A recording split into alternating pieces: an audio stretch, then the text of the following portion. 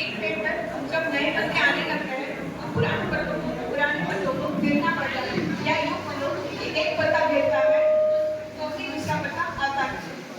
ऐसा ही कुछ पहले के लिए नहीं है। जब नए जूनियर्स आते हैं तो पुराने जूनियर्स को सीनियर होना ही पड़ता है। हमारे टीचर्स स्कूल्स कॉलेजेस जैसे प्लेटफॉर्म वैसे ही रहते हैं, बस ट्रेन और पैसेंजर्स बदलते रहते हैं। आज हमारे सीनियर्स के बारे में तो कल हमारे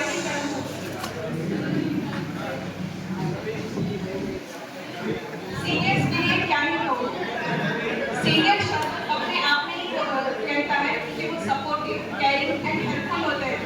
हमें ये सारी बातें हमारे सीनियर्स को देखी। हालांकि हमें इस कॉलेज में आए हुए सिर्फ 7 या 8 ही महीने हुए हैं, लेकिन इन 8 महीनों में हमने आपसे बहुत कुछ सीखा, जैसे कि लाइफ एंजॉय करने की चीज़। पढ़ाई भी करनी जरूरी है, लेकिन इतनी भी पढ़ाई नहीं करनी चाहिए कि कॉलेज खत्म होने के बाद लगे कि यार थोड़ी मस्ती करनी होती है। कागज सच कहूं तो जब कॉलेज का पहला दिन था तब बहुत डर लग रहा था, क्योंकि जगह नहीं थे, टीचर्स नहीं थे, एनवायरनमेंट नया था। नीचे कागज गिर गया। इतने इजी टॉप थे कि 2-4 दिनों में तो ये कॉलेज अपनी सी लगने लगी और हमें उसकी आदत हो गई। हमारी कोई भी क्वेरीज हो या कोई भी प्रॉब्लम हो तो हम आसानी से उनके साथ शेयर कर सकते हैं। सच कहूं तो उन्होंने कभी हमें एहसास नहीं किया कि हम नए जूनियर से और सीनियर से।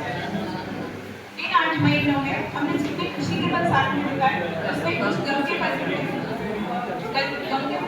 शामिल थे। तो उनमें से एक था यश भाई का मर्डर। यश भाई के बिना तो हमारी बैच के सारे फंक्शन सकते, क्योंकि हम खुद भी उनके बिना अधूरे हैं।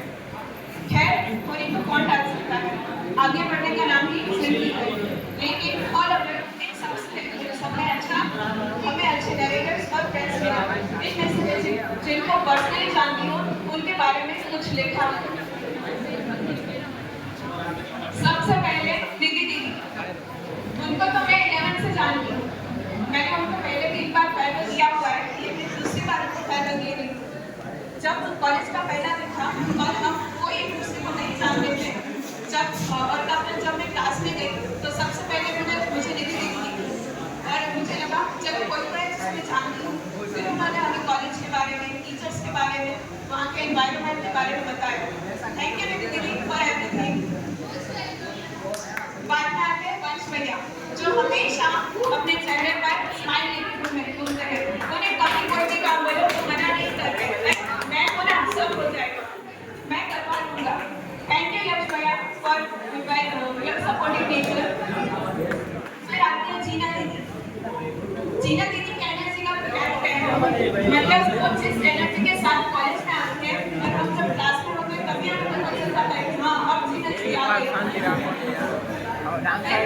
मेरे सो दो भाई रतीश भैया और मगध भैया हमारी पहली मुलाकात स्किप के प्रैक्टिस के दौरान हुई थी। इन दोनों को मैं अलग-अलग डिस्क्राइब नहीं करूँगी, क्योंकि जितना मैंने उनकी दोस्ती को जाना है, इन दोनों की दोस्ती और चाहे अब तीनों की दोस्ती के बारे में ये बताएंगे। इन दोनों का नाम साथ में लिया जाएगा। इन दोनों के रूप में मुझे ऐसे भाई मिले जो मुझे मेरे सगे भाई की कमी कम महसूस करवाते हैं। Thank you. फिर आते हैं तेज भाई, हमारे फोटोग्राफर। कभी भी उनसे कहो कि हमारी फोटोज खींच दो, उन्हें एडिट कर दो, वो कभी मना नहीं करते। थैंक्स फोटोग्राफर भैया। फिर आता है वैभव भैया। पहले तो आपको सॉरी कि आपको हमारी किसी की बात का कभी भी कोई भी बुरा लगा हो। वो भी बहुत हेल्पफुल नेचर है, हमें एग्जाम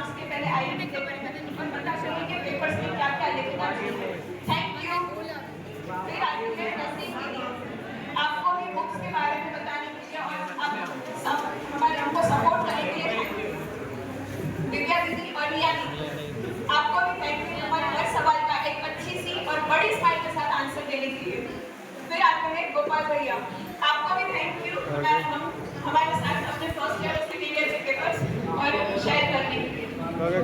ये है गोपाल भाई। थैंक यू, बट जिनका नाम मैं नहीं ले पाई उनको भी एक बड़ा थैंक यू, क्योंकि आप हमेशा हमारे सपोर्ट में रहे हैं और हमें हमेशा सही सलाह दी है।